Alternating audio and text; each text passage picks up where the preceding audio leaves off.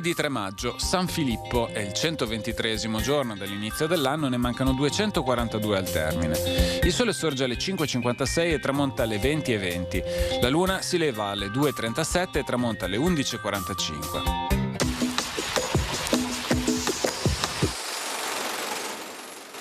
Affidato alle monache del convento di San Girolamo l'incarico di confezionare le palline di stoffa che servivano in tutte le votazioni ufficiali dietro il compenso di 200 ducati l'anno.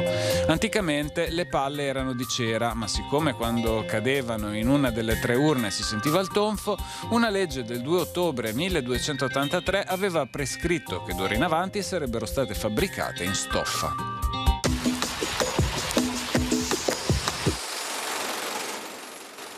Le previsioni per domani.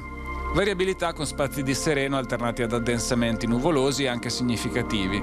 Sarà possibile qualche precipitazione generalmente modesta e comunque più probabile in montagna, con limite delle nevicate in moderato rialzo. Le temperature subiranno contenute variazioni di carattere locale, tra cui comunque in pianura spiccheranno discrete diminuzioni delle minime sull'entroterra e più generalmente moderati aumenti delle massime.